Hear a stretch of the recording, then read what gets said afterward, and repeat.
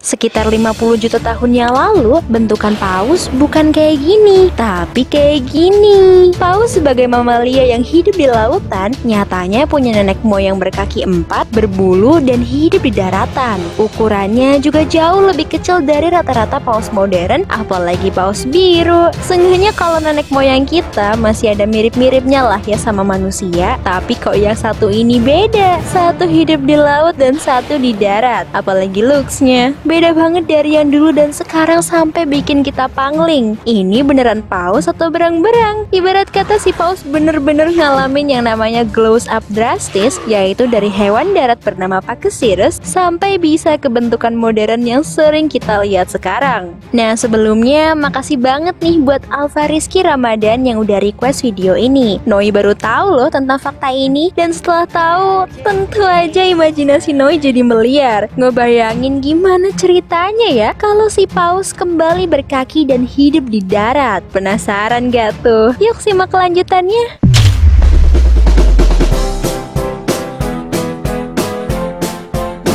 Kembali ke awal mula evolusi, hewan prasejarah ini namanya Pakisirus, atau kalau pakai lidah Indonesia sebut aja dia Pakicetus. Si amfibi prasejarah dengan panjang 2 meter ini kalau ilmuwan bilang sedikit mirip sama serigala. Tapi kalau gambarannya gini, setuju nggak sih kalau dia lebih mirip hybrid tikus, guguk plus berang-berang? Nah dari lokasi temuan fosilnya, ilmuwan berasumsi bahwa Pakicetus dulunya hidup di sekitar tepi danau atau sungai air tawar dekat pesisir laut Tetis kuno yang sekarang adalah Pakistan dan India. Ia kerap berburu mangsa di dalam air dengan mengandalkan kemampuan pendengarannya. Mungkin karena mager bolak-balik darat ke air ya, si amfibi ini malah jadi kebablasan, hidup lama di air dan mengalami evolusi setelahnya. Pakicetus kemudian berubah menjadi mamalia air bernama Ambulocetus yang berarti paus berjalan. Ada pendapat yang mengatakan kalau Ambulocetus masih hidup di dalam dan di luar air seperti Pakicetus. Tapi baru-baru ini ilmuwan lebih sepakat kalau dia sudah sepenuhnya berubah menjadi hewan air. Hal ini karena daya apung dalam air dapat membantu melawan tarikan gaya gravitasi pada tubuh. Kondisi ini memungkinkan hewan yang hidup di air seperti Ambulocetus untuk tumbuh dengan ukuran yang lebih besar daripada hewan darat. Fosil Ambulocetus diperkirakan memiliki berat 180 kilo dengan bentuk kaki jongkok besar yang lebih cocok digunakan untuk mendayung daripada berjalan di daratan. Ia juga diketahui memiliki kemampuan transmisi suara seperti lumba-lumba dan paus modern saat ini. Nah dari analisis kimia terhadap fosil giginya, Ambulocetus diperkirakan hidup di sekitar perairan dangkal dekat pesisir laut dan masih memerlukan air tawar di beberapa tahap hidupnya. Selang beberapa juta tahun kemudian, Ambulocetus berevolusi menjadi Protocetidae. Hewan dalam keluarga ini punya kaki depan dan belakang yang besar untuk penopang tubuhnya di darat. Termasuk dalam keluarga ini adalah Maiacetus dan Rhodocetus. Fosil Maiacetus yang sedang mengandung ditemukan memiliki fetus dengan kepala menghadap ke jalan lahir, sehingga diasumsikan kalau hewan ini masih melahirkan di darat. Yang kemungkinan besar berarti mereka masih amfibi tapi berhasil beradaptasi lebih lanjut dengan gaya hidup akuatik. Rhodocetus sendiri kemudian berevolusi menjadi Georgiacetus. Dengan panjang 3,3 meter, hewan ini nggak punya tulang belakang dan pinggul yang solid sehingga nggak mungkin kuat penopang berat tubuhnya di daratan. Dari sini, Georgiacetus sudah sepenuhnya hidup di dalam air dan berevolusi jadi Dorudon,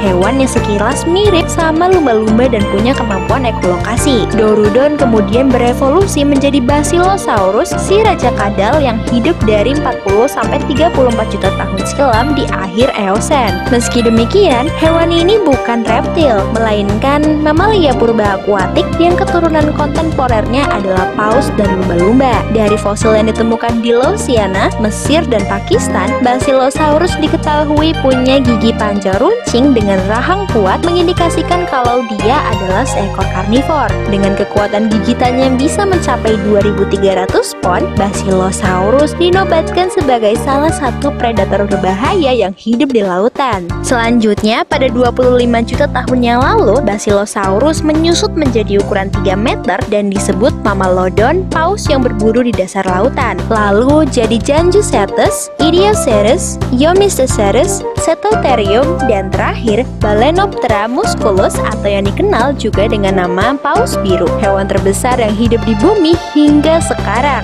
Ukuran paus biru bahkan 10.000 kali lebih besar dari Pachycetus. Nah, udah panjang banget nih ceritain garis keturunan si paus. Sekarang Noe jadi ngebayangin apa jadinya kalau paus modern kembali punya kaki dan hidup di darat ya. Nah, disclaimer dulu nih, meski bisa menghirup oksigen seperti aku dan kamu mamalia darat, paus tetaplah hewan yang ditakdirkan untuk berada di lautan, di mana hal ini akan membuat kehidupan barunya di daratan tidak semulus yang kita bayangkan. Ambil contoh ekstrimnya aja paus biru. Hewan terbesar di bumi ini punya panjang 24 meter dengan berat 130-150 ton. Ibaratnya dia setinggi gedung 6 lantai dengan berat melebihi pesawat Boeing. Nah, untuk bisa bertahan hidup di darat, dia harus bisa melewati minimal 3 cobaan ini. Pertama, tekanan gravitasi. Tanpa tulang yang kuat untuk menopang bobot tubuhnya, paus bisa sulit berjalan di daratan. Hal ini karena daratan tidak memiliki daya apung seperti air untuk melawan tarikan gaya gravitasi bumi. Kedua, temperatur daratan. Seperti mamalia air lainnya, anatomi tubuh paus sudah banyak beradaptasi dengan kehidupan air, di mana dia punya lapisan lemak penyekat yang sangat tebal di bawah kulit untuk menjaga mereka tetap hangat di dalam air. Ketika hidup di darat, lemak ini akan membuat tubuh paus jadi terlalu panas. Tanpa air yang cukup untuk mendinginkan tubuh mereka di daratan, paus akan kehilangan banyak air dari penguapan yang terjadi di paru-paru dan mengalami dehidrasi parah hingga meninggal kemudian. 3. Makanan. Dengan ukuran tubuhnya yang masif, selera makan paus sendiri cukup unik. Dia nggak makan ikan besar atau manusia, melainkan krill, sejenis udang dengan ukuran 5 cm.